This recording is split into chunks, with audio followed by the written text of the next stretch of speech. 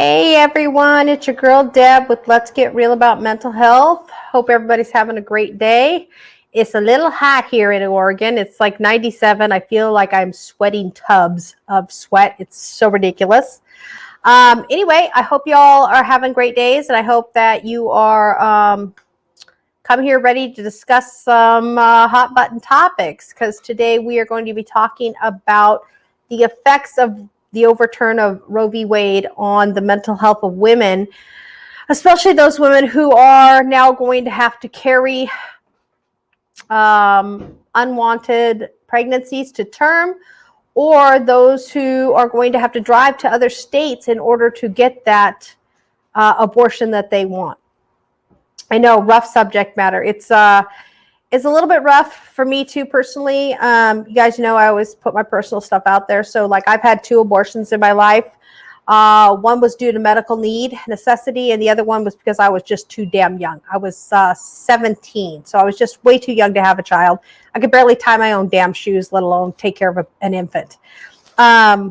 So when we're talking about women's mental health, okay, you have to realize, and everybody has to realize, is that a large majority of women, just purely based on the fact that we have all this estrogen in our bodies, is that we are very emotional anyway. And to have those dips, highs and lows and all of that, that makes us feel like we are going through crap once a month when we have all those dips with our cycles and everything like that. Now, when you add in those of us who are predisposed to a mental health disorder like I am, you're going to add in an even higher percentage that I'm going to develop one. Now, when we're talking about pregnant women, okay, and these changes are shown to start to come up as soon as the 4-week marker in pregnancy. So we're talking 4 weeks. That's probably before you've even missed a period, okay? You're going to start having things get you more emotional. You'll get upset by things easier, you know. You want to rip somebody's head off, you know, those kinds of things. Y'all know what I'm talking about. And most women dismiss it as, okay, I'm going to be starting my cycle. And in actuality, in that case, you are pregnant. So when we're talking about having that increased, you know, y'all, I just lost my total train of thought. So sorry. We're talking about the increase in hormones during pregnancy. Whether you choose to carry the pregnancy to term, or you decide to terminate the pregnancy, you're going to have a hormone fluctuation like no other, okay? It was believed a long time ago that pregnancy, and this was believed by a man, by the way, he put this whole thought process out there, that pregnancy brought on a balancing of all the hormones in a woman's body, and it gave them a 9-month area of total balance and just harmony feeling. Yeah. Okay, so anybody who's been pregnant knows that that is not the case. That is a myth that was overturned long ago, I believe in 1965, as late as that is, 65, they debunked that thought process. And what we find also now is that even as early as 4 weeks of pregnancy, it's going to take as much as 6 to 8, even into 10 weeks, if the pregnancy is terminated at 4 weeks, up until 8-10 weeks before the emotional fluctuations stop, before the hormonal imbalance starts to come right again. And that is because when you have the termination of the pregnancy, you're going to have the big fluctuation again, just like you were on your period, but it's multiplied times like 4. So for those few weeks afterwards, you're going to have all of those emotional fluctuations that you could expect during your cycle, but multiplied. Now, when you carry a pregnancy to term, there's now research that suggests that women will have those influx of those emotional and hormonal imbalances. They will have them for as long as 1 year. 1 year postpartum. Okay, that's if you're, and that's only if you're having a female. If you're having a male, if you have a son, it's going to actually stay with you as long as 18 months postpartum.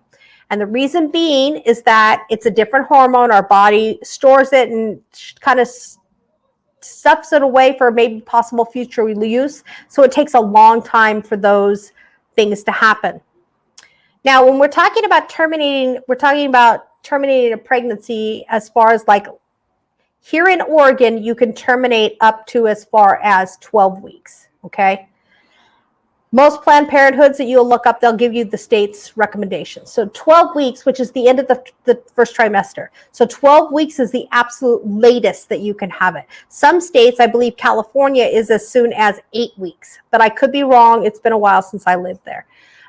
So when you're talking about waiting, if you wait, say you're irregular, you don't find out you're pregnant until like, 8-10 weeks in, the hormonal imbalances that you're going to experience are going to be that of what a pregnant woman would be who carried it to term, because you've gone to the first trimester and things have started to do that change. So if you're terminating right or near the 12-week mark, you're going to have those hormones stay in your body as long as 18 months after the termination.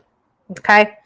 So when we're talking about mental health issues in women, as it is right now, 25.8% of the women in the United States have a mental health condition or a disorder. Now, 15% of those women are genetically predisposed to those conditions. So when we're talking about the effect of mental health on your mental health, having to carry a pregnancy to term that you don't want, or having to go 3 states over to get the abortion so that you can control your own body, we are talking about those 15% that are already predisposed to it are going to have a greater response or greater effect on their mental health than those who are not. Anyone who does have, the 25% that have the mental health disorders, are all going to be what we consider predisposed. So they're going to be, listen, you're going to have those responses to be so much more heightened.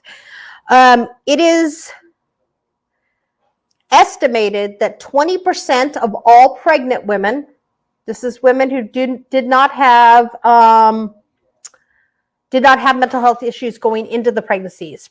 It is estimated that 20% of women will develop a mental health issue during pregnancy. The most common, of course, being depression.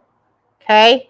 So when you're talking about an extra 20% on top of the 25.8, we're looking at more than half of pregnant women developing a mental health disorder. Hi, Marie. The other thing that we have to look at is that when we're talking about depression, so we're in our pregnancy, and it is estimated that 25.3% of women who will develop, the mental illness that they'll develop is depression. Okay. 49.3, let me say that again, 49.3% of women who did not have anxiety before the pregnancy will develop anxiety due to the pregnancy.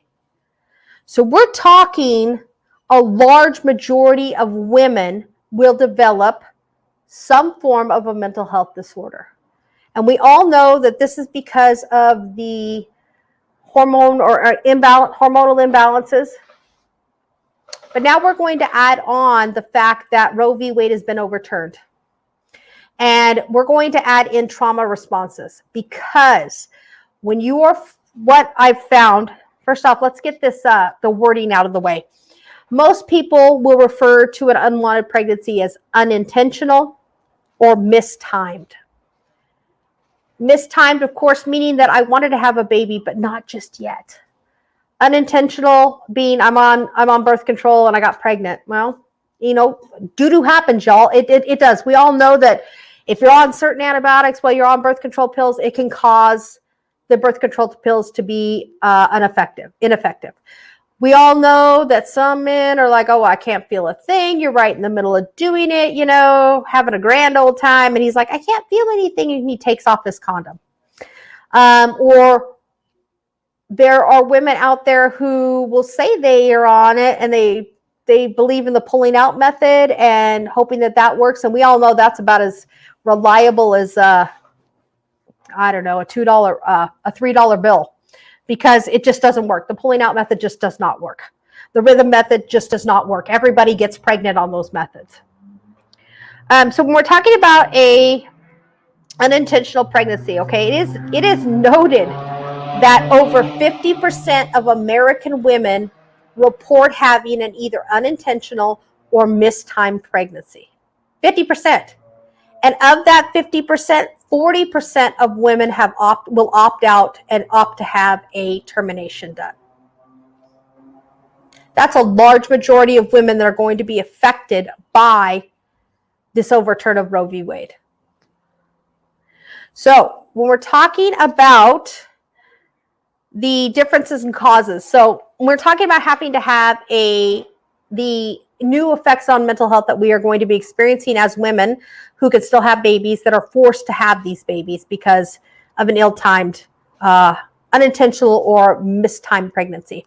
You're going to find that you're going to start developing trauma responses. You're going to have the depression, you're going to have the anxiety, but you're also going to have trauma responses. Okay?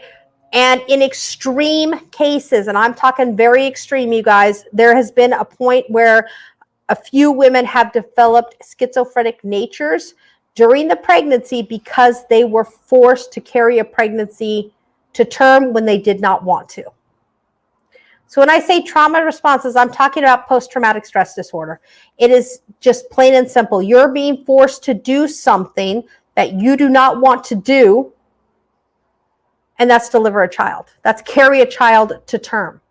So of course you're going to develop the bad feelings and the frustrations, the angers, all of that comes with PTSD.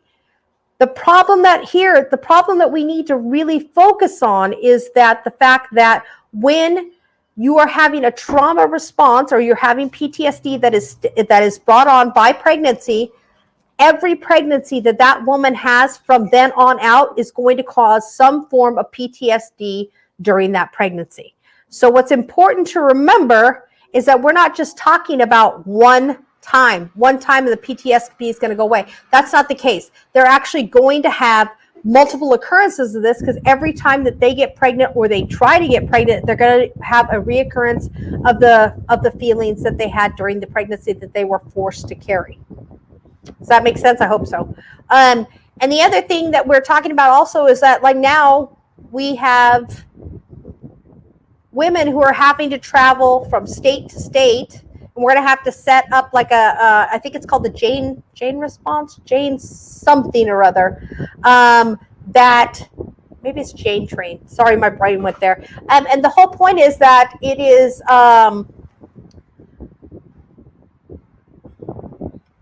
the point is when you have to go 3 or 4 states, and you have to be secretive about it.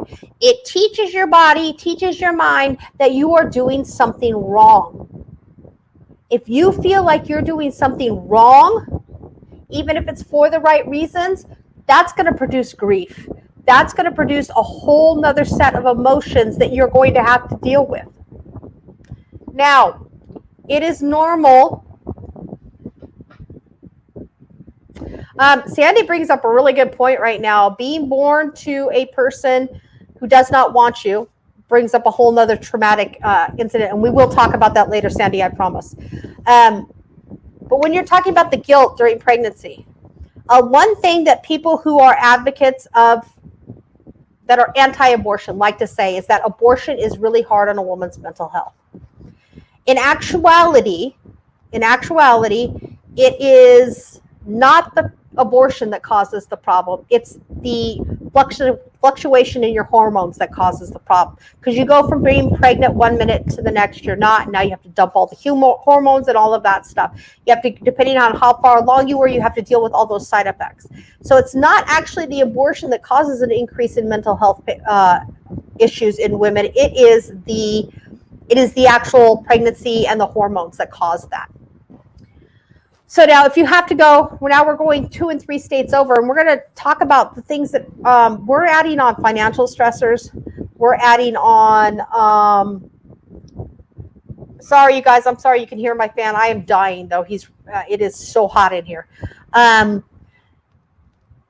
it's not okay, please let me know and I will shut it off. We're also talking about financial stressors. We're talking about having to hide the fact that you were terminated in pregnancy.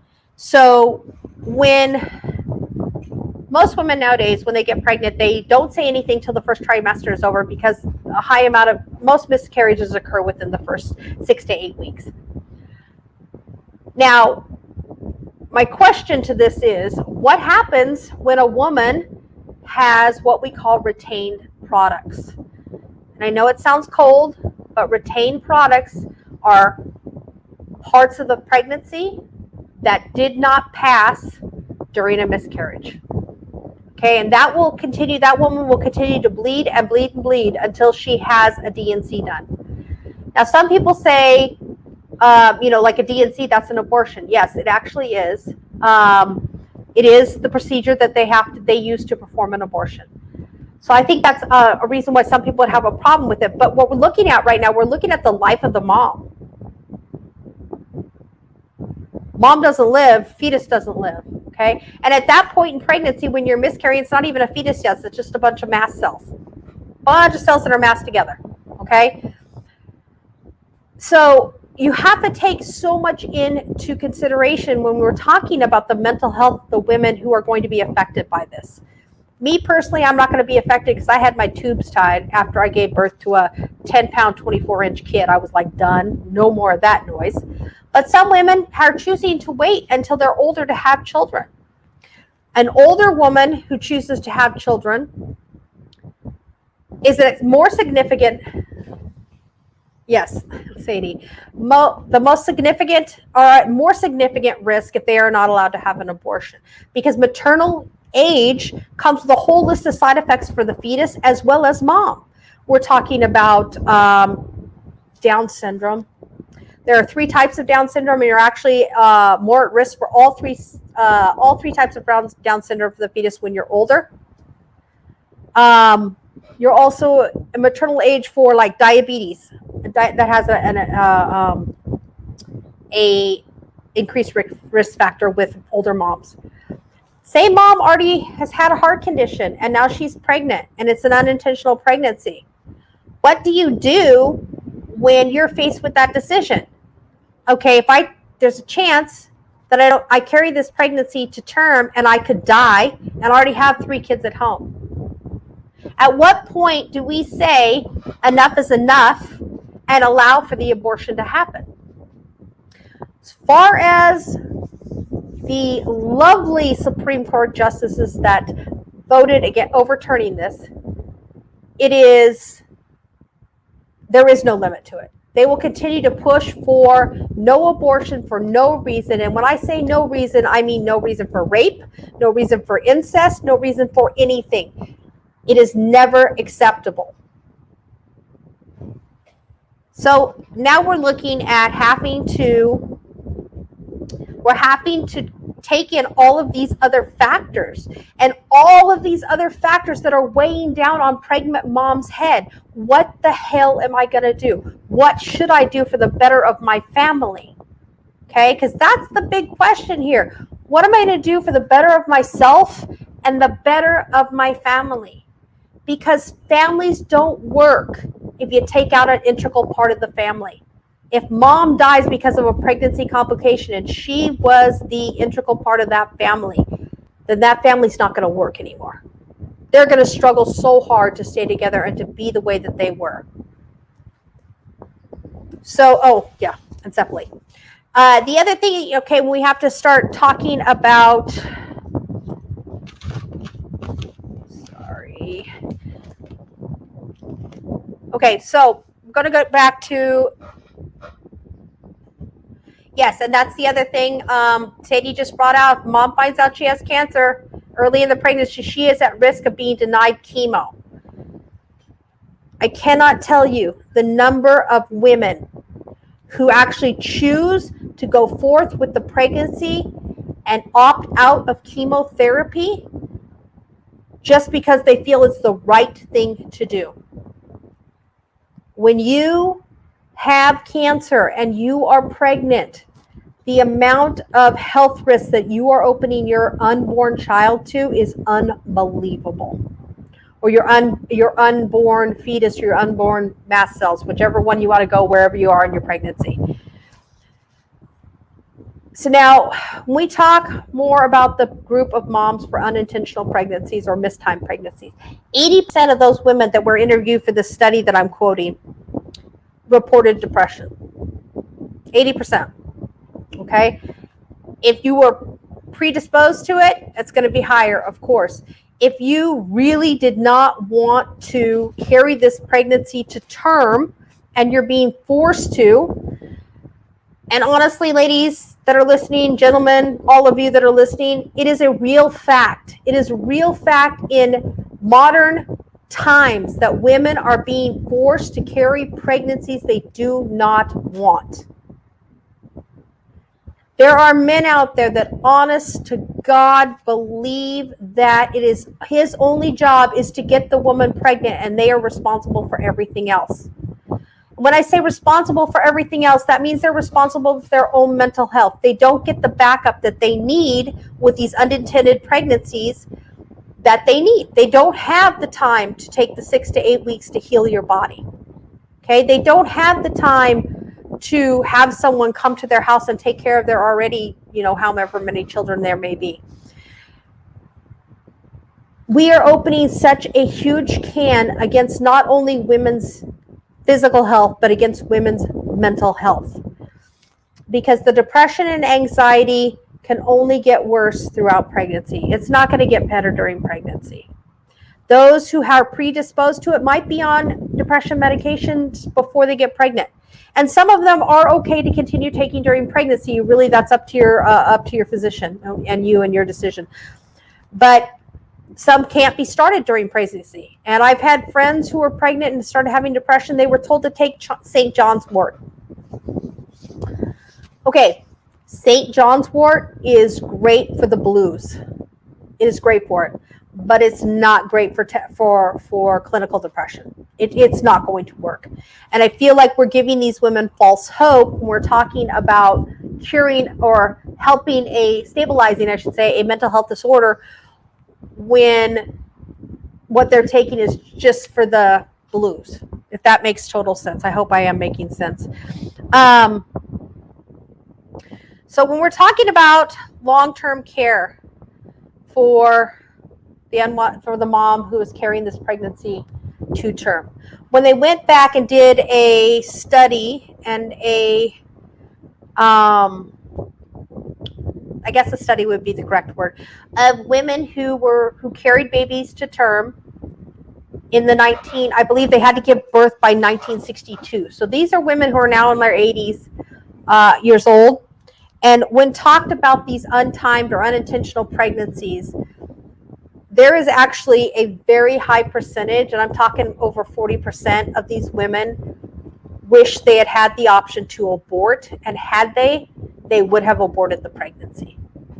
So I think that when you're talking about mental health and women who are pregnant, the big thing says that the big thing we have to get and drive home is that you are going to have, there's no question about it, you're going to have mental health issues come up during your pregnancy.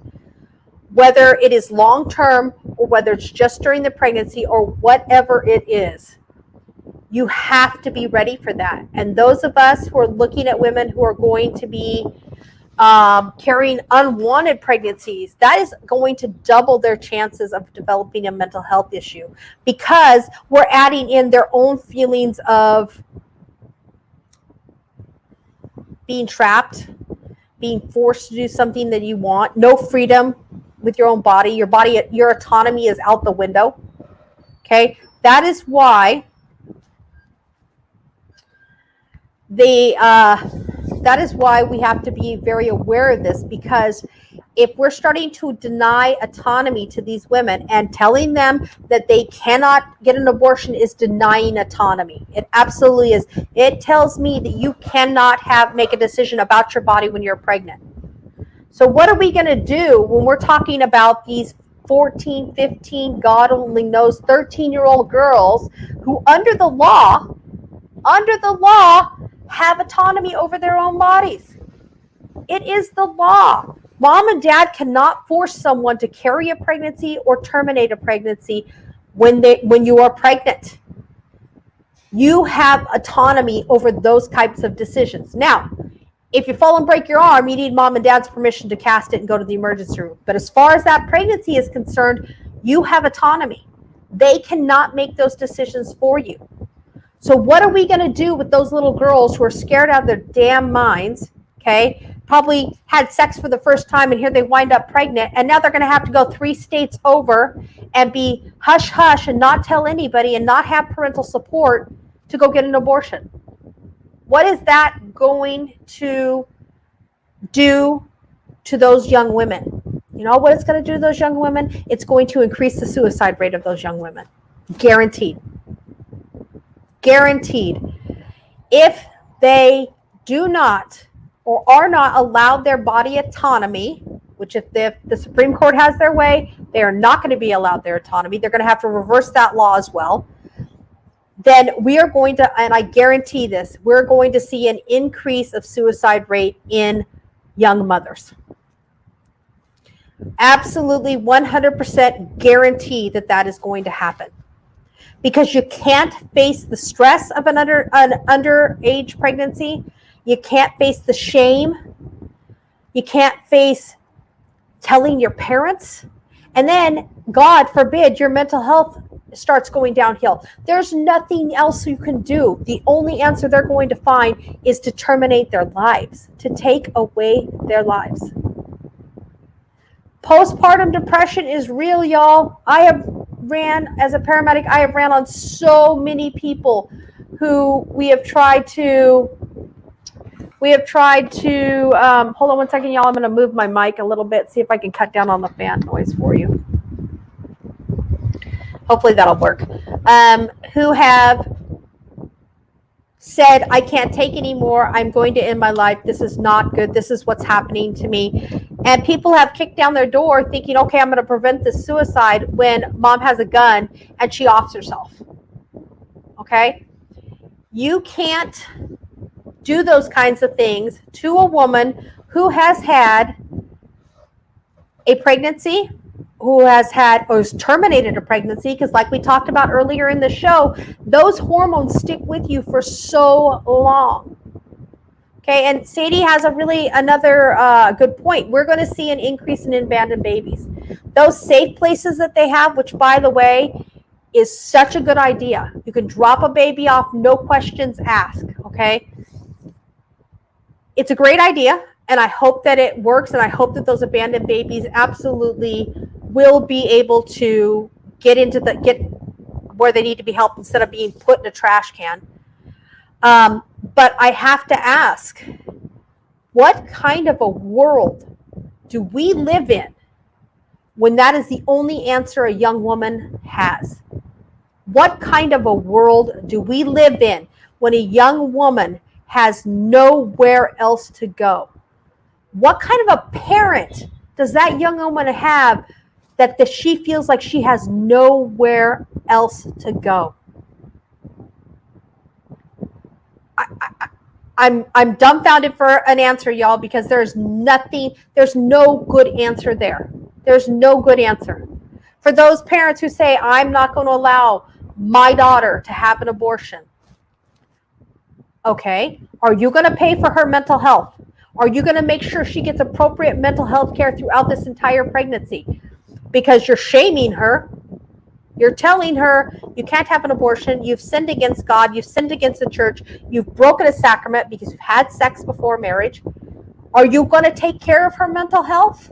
And then are you going to raise your grandchild? Are you going to raise them, or are you going to send them into the foster care system?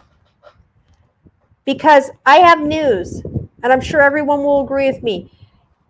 Being being against abortion, anti-abortion, doesn't make you pro-life. It makes you pro-birth, because pro-life would add into it you would be thinking about the adoption rates. You would talk about foster care. The foster care system is completely overrun and broke. So what are you actually thinking that this is going to accomplish? Let's take that 16-year-old girl who's being made to carry her pregnancy. But, worst case scenario, she's not even allowed to tell anybody she's pregnant. She's not allowed to have any of the help that a pregnant woman needs. And let's be honest, pregnant women need a lot of help, okay? She's taken to appointments in shame, if she's even taken, okay? If she's even given a chance to get prenatal care, she's taken there and she's shamed for it. So she's now having this child. She has this child. It's a traumatic experience to give birth. Now, every time that she gets pregnant later on as a woman, she's going to have a reoccurrence of the shame and the depression and the trauma that would go along with her first pregnancy, because that's not something that we forget, okay? Mental health disorders are not something that pop up just like that. There is a cause for it. There is a reason for it. And those causes and reasons will keep rearing their ugly heads throughout that woman's life. So we are definitely looking at an increase of women requiring mental health services when we're talking about carrying a pregnancy to term that you do not want to carry to term.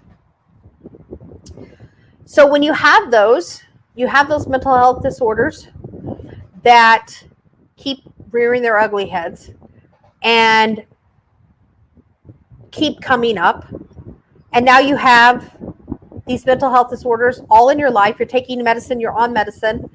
Well, as we talked about, we're talking about the fact that you're predisposed, you now have depression. So now you have a 25% higher risk of developing more significant mental health disorders during pregnancy. What are you supposed to do with that? How are we supposed to protect women from that kind of pain and that kind of agony in their life, to the point that you may consider killing yourself as a way out because the pain is too much?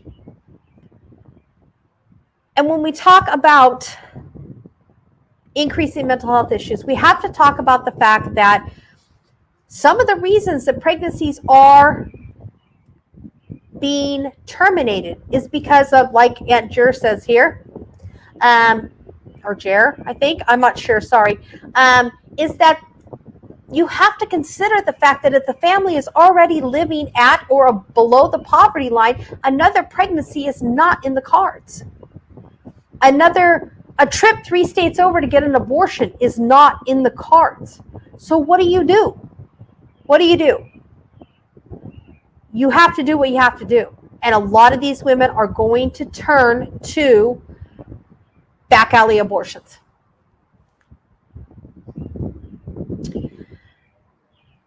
And when we're talking about, let me back up a little bit. When we're talking about it being a financial strain, okay? Even if you have the child, there's no guarantee that you're going to be able to keep the child, because as that just pointed out, if you can't take care of the kids you already have, how are you going to be able to take care of a newborn? You want to try to keep your family together, but it's going to be really, when they're taken away, they're given to complete strangers. It's not common that they're given to relatives. They're taken and given to complete strangers. Brothers and sisters are not kept together as a rule. They try, but it's not something that they are very successful at doing. So again, another good point is that you're talking about, I will get a good point, Bex. My producer's trying to keep me in line because I'm thinking of one thing and doing another, and I apologize about how choppy this is. So we're going to go back to the foster care system. It is, they're taken away. They're traumatized by that. So now we've traumatized a whole nother generation of people that are now at likelihood to develop more mental health disorders. Okay? So now we're going to make it a generational thing. We're going to keep spreading this to yet another generation. If we're talking also about, we have to do what we have to do, okay? The overturn of Roe v. Wade is not going to stop abortions. It's not. What it's going to do is stop access to safe abortions or immediate access to a safe abortion. Because I'm lucky, I live in a state where abortions are not going to be banned. But that is not the case. I was told earlier today that 26 states, that's 26, are ready to drop the bomb and ban all abortions in their state as soon as everything goes through with the Supreme Court overruling. 26, you guys. 26. So what does that mean for moms? What it means for moms is that we're going to end up in a back alley with a coat hanger. And people may think that I'm being over dramatic. I'm not being over dramatic, because when you are faced with that kind of decision, what the hell are you going to do? You're going to do what you have to do. And that may be a back alley abortion with a coat hanger. And you know what we're risking at that point? We are risking the mother's life. We're risking the life of a productive woman, okay? A productive person in our society. We're going to risk their life. And you know, okay, say they live. And everybody's like, oh, it's not common that they die. It's actually quite common that they die. The infection that they can get can cause sterility.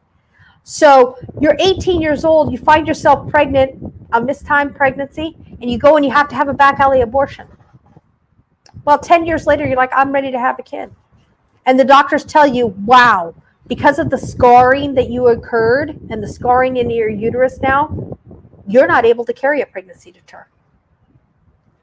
So, whoa, there we go. Let's add some more mental health disorders on top of that. That mom now has guilt, the post-traumatic stress disorder from the back alley abortion, and now she's going to have to deal with the fact that one decision in her life has taken away the possibility to have a family with the person she has found to love. Yeah. Okay. So now we're talking about some serious mental health disorders. For me personally, I would have to check myself into a mental hospital if that was the case when I chose to have if I had to have a back alley abortion. Okay. When we are talking about this, it's a first step, everyone. We can't even fix the mental health system as it is. We cannot even get this right. We cannot get the people who need mental health help. We cannot get them help in this country. But now we're going to add on a ton more people because they're going to be faced with decisions like carrying a pregnancy they don't want or having to drive 3-4 states to get an abortion. Either way, you're going to see that these decisions are going to absolutely 100% put a strain on not only the mom, okay, but on the family unit as a whole. So we're talking about being faced with those kinds of decisions. Do you not think that we're going to see destruction of the family unit? Yes, we are. We are going to see it because we're going to see increase in mental health disorders, and we're going to be put into a mental health system that can't even function as it is. And to understand everything that goes on during a woman's body during pregnancy, you have to be absolutely specialized in it, okay? There's not a man on earth, and I don't care if you're a doctor or not, that can understand what's going on inside of a woman's body, because you can't go through it. No offense, men, but you cannot feel it. Okay, you cannot go through it. You cannot go through the anxiety and the feelings of inadequacy and all of that. Plus, I hear this all the time, and it drives me insane. There's a part of our populace that really, honest to God, still weighs the whole weight of pregnancy lies on the woman. Well, what'd you go and get yourself knocked up for? Excuse me? It takes 2 to tango, y'all. 2 to tango. But men are left largely without blame for these unwanted pregnancies. Without blame. we're making one half of the populace pay for the price of all pregnancies. So what do? I wish that somebody could tell me what the heck we're supposed to do to solve this problem. Because what I see happening now, I see the increase in mental health cases. I see abortion being banned. I see myself losing autonomy over my body. What's the next thing that's going to happen? You're going to tell me that I can't work outside the home? You're going to tell me that I can't vote? All because I happen to have estrogen flowing through my body? Because honestly, I feel like that is where we're going. And I feel that that's where we're headed. And that thought process alone is enough to increase my anxiety and my depression and my issues. I can't imagine being in a place where I'm pregnant and having to face these types of changes. It's absolutely ludicrous. And I'm going to look at some of the comments right now. Oh, I like this a lot. So Sandy, I'm going to go back to what you were talking about. Absolutely, being raised in a relationship where your mom lets you know how very much you fucked up her life or you messed up her life. I didn't want to have you. I had plans. I wanted to do all of these great things. And because she didn't have a choice in the matter, legally have a choice, now you, the child, have to bear the weight of that. Being told, you messed up everything. If I had only had the choice not to have you, if I could have just given you away, if I could have just dropped you off somewhere. Well, I'll tell you what, that makes you feel like a stellar human being, doesn't it? It makes you feel like you are less than dirt, because the one person in the world who's supposed to love you more than anybody is your mama. And your mama can't stand the sight of you because she can't separate having you with all of her lost dreams. And we all have lost dreams, y'all. We all do. But at some point, you have to point out when someone is going to blame a child like that, I'm going to go ahead and say that there were mental health issues already in that person, that they feel that it is okay to treat a child like that or to blame a child for their own existence.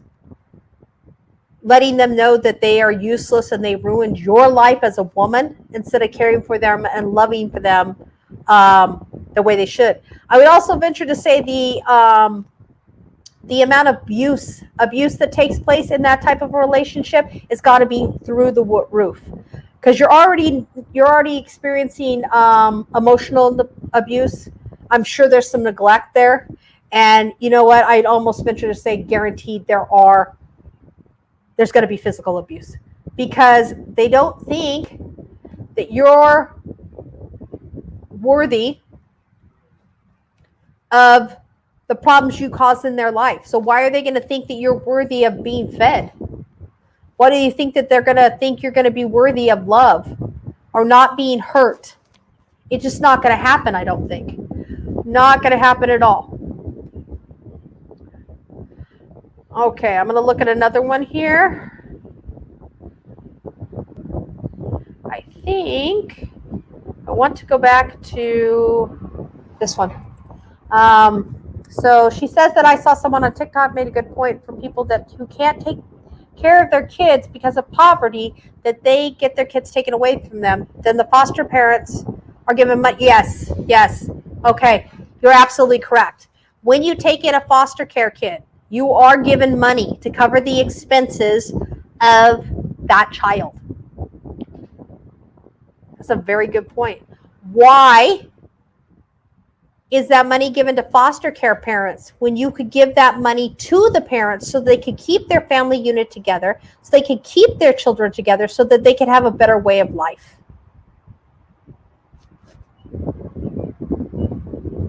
I have absolutely no answer for that, but I believe that that is the way it should be.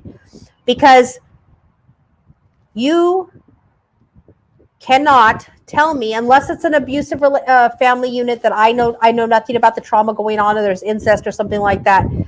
But being in your family unit with your brothers and sisters and your mom and dad, as long as it's a loving family unit, is where you should stay. It is where you should absolutely stay. Now, I have 3 nephews that were pulled from the home, and it was not a safe, loving environment, and that's why they were pulled from the home. And we were able to place them with family, which thank heavens for that, because they got to know us all growing up. But if that had been a loving home, I would have advocated for them to all stay there, because those boys grew up more like cousins or virtual strangers with one of them, because they weren't around each other. And they're brothers, but they don't know anything about each other. Well, one of them doesn't know anything about the other 2. So yeah, I agree with you 100%. I think that the money should be given to the families. And I know somebody's going to pop off, well, that's what welfare is. Well, in a way, but I'm talking about intervening, and I believe this is what she's talking about as well, is intervening on a higher level, saying, hey, let's give you the little bit more money. Because I don't know what foster families get paid. If anybody wants to tell me what they get paid a month for having a foster child, I would be interested to find out, and I'd like to compare that to the most basic of welfare systems and see what the comparison is. But I think that it's well worth the money and well worth the effort of our country to intervene and keep children in the loving homes that they have, and they shouldn't just be pulled out because of poverty. They should be given the chance. Let's give you some money. Let's get you back on your feet. Let's do what we can for you, and allow you to keep your family unit intact. Because again, we're going to talk about how having a child taken out of your home, again, is going to affect the mental health of not only the children, but of mom and dad. We're going to talk about the 2, if you have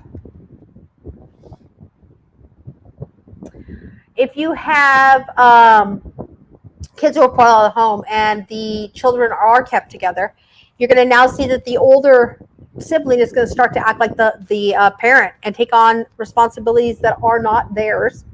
And again, we're going to start causing some mental health issues, because that is pressure that they don't need. A 16-year-old doesn't need the pressure of being somebody's mom. I don't think any 16-year-old is ready for that. So we have to start looking at things like that. We have to start looking at the way that we are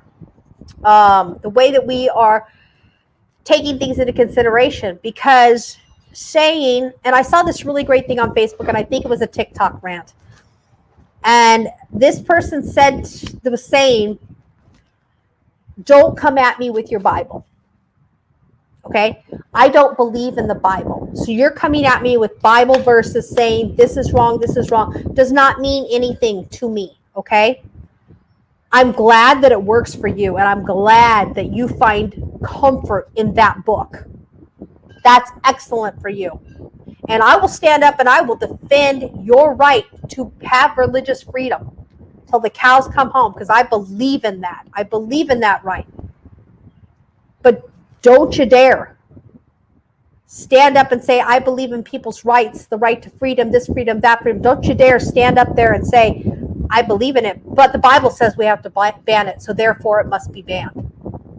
Don't you dare, because I don't believe in the Bible. So how dare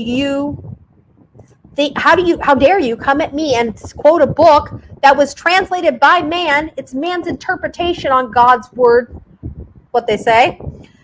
It's not anything that I should live my life by. It just doesn't work that way. At least not for me. Okay? When the premise of separation in church and state was put in, okay, in our government, it was put in for exactly this reason. Exactly this reason. You don't get to say abortions cannot be had by anybody just because you believe they're wrong. You don't get to say Christians should be able to pray at school, but then deny Muslims the right to pray at school. You don't get to do that, okay? It is Absolutely. Separation of church and state. There should be no crossover. Religion does not belong in politics. Okay? Politics in itself is painful enough. But then we have to talk about people throwing religious stuff in there. It doesn't belong there. It absolutely does not belong there. If you, in my opinion, if you want to pray at school, pray at school. I don't care. I don't give a whatever. I can't think of anything nice to compare it to. I don't care. But you let everybody pray at school then. Okay? I don't care if you don't want an abortion. But you don't get to tell everybody else that they can't have an abortion just because it offends your religion. It doesn't work that way. And that's why having the Supreme Court overturn Roe v. Wade is going to really affect those of us women, who are going to be obviously the most affected by this overturn. You're going to see a vast increase in the mental health of these women, or the need for mental health care in these women, because you're going to see a drastic decrease in people's mental health. Just thinking about it makes me anxious. Just thinking about what some woman's going to go through because three men decided that this should be overturned makes me anxious. And it pisses me off. And it should piss every woman off. But if it doesn't, and you don't believe that this is the wrong thing to do, are you going to stand with those people who you are saying have to carry a pregnancy? Are you going to stand with us when they take away our right to vote next? Are you going to stand with us when they say you can't work outside the home anymore? At what point do you separate your religious convictions and stand with each other as women? As women, because we cannot go backwards. We have to go forward. We have to continue to build a better way of living. And going backwards and having this overturned is not going to build a better way of living. It is going to oppress women. An oppression of women leads to increased mental health needs. It lends itself to more domestic violence. It lends itself to more murders within a relationship. And it lends itself to more women committing suicide because they simply cannot take one more day of the oppression. So this is what I'm going to ask you all to do. And I'm sorry, I got a little preachy, but I tend to do that. What I want to ask you guys to do. I want those of you who agree with me, male and female, I want you to look up and I want you to find the place. Is your state going to allow abortion to continue? And if it is, are you willing? I want you to ask yourself, are you willing to step up and be a part of that chain that gets women to the health care that they deserve? Because no woman deserves to have a back alley abortion. Not one.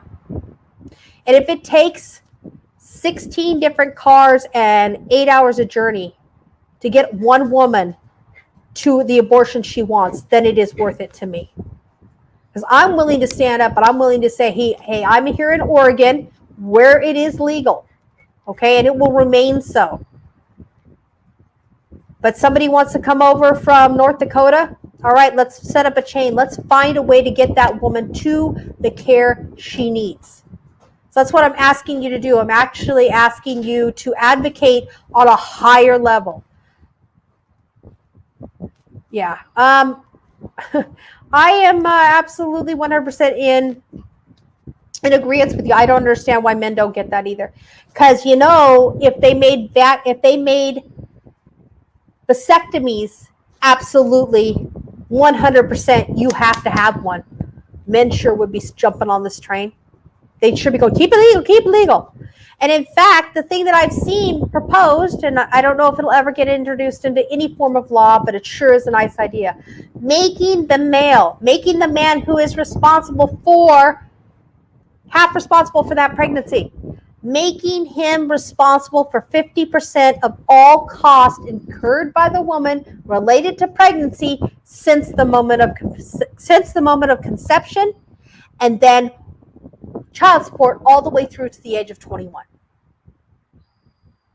Now, if that went into law, how many men do you think would step up and go, "Oh, let's allow those abortions"? How many men who have been knocking their secretaries up and shipping them out of town to have those babies in secrets? How many of those men would be saying, "Ooh, we better make it legal"? Okay, because you're going to be held accountable. Okay. Oh, here we go. It's called elevated access. So that's what we need to do. We need to look up elevated access. It's an organization that volunteers, that pilots who are looking to offer transportation to women who are getting gender affirming or reproductive care. Look it up. Become an advocate for the women in your life. Because, guys, I got news for you. It's not just your wives that are going to suffer. It is your daughters. Your daughters are going to suffer under this. Your daughters are not going to be allowed to terminate a pregnancy. And not even terminate pregnancy is just so much of it, just such a little bit of it. Because then you know what's going to happen. They're going to shut down Planned Parenthood. And do you know that Planned Parenthood, the amount of services that they offer to women, a very small portion of that is abortions. We're talking birth control. We're talking cancer screening. We're talking about education. We're talking about access to free healthcare devices, such as pumps for when you are trying to breastfeed your child and you're trying to pump. I cannot think of the right name of it right now. Those are the things that we're going to be shutting down. We're going to be shutting down access to female health and female education for the poor if Planned Parenthood gets shut down. And that's where we're headed with saying that abortion is not going to be legal. We're looking at shutting them down. Thank you. The word is breast pump. Thank God my producer's thinking. It's that's what we're talking about here. We're not just talking about simply abortion or carrying a pregnancy to term that you don't want. We're talking about an overall taxing on the entire system because some religious people got offended because abortion was legal. Well, I'd like to tell you respectfully where you can shove your offenses, okay? I don't care that you're offended. I'm offended by the fact that you think you could take away my autonomy as a woman. So overall, what we're looking at, you guys, is just, and of course, because my channel is about mental health, but we're talking about an increase of mental health, need for mental health care. But we're talking about an overall taxing on the entire system. Because you're going to have women in need of care. Women who don't know where to get this care, don't have any idea where to get this care because their state doesn't allow it, because they allowed their state government to be run by a religion, by a religious belief. Okay? Last time I looked, the reason we founded this country was because we wanted religious freedom. And religious freedom includes the lack of religious belief. That is included in that. I have the right to feel and believe any way I want. You don't have the right to enforce that on me. See, just talking about this is giving me more issues. So again, like I said, I'd like to tell you guys to please get out there and advocate as much as you can. Collect signatures. If you go to their door, Jesus, please be careful. Sign up to be part of the system that we can, so we can get these services to women who have no other access to it. Go out and do your part in your neighborhoods to make your place a better place to live, a female-friendly place to live, because that's what it comes down to, you guys. This is an attack on women. It is an absolute attack on women and their autonomy and their health. So please, if you take nothing else from my ranting tonight, go out and do something even on the smallest of levels, to bring awareness to other people about how much of an attack this is going to be on women as a whole. All right, so my time is up, you guys. As always, please, please, please, please, please be kind to yourselves. I am here if you want to talk to me. I am here if you want to email me, anything. I will absolutely be here. If you want to suggest a topic for this podcast, I am happy to take all suggestions. So please know that you are perfect the way you are, and I will see you next Monday. Love y'all. Bye-bye.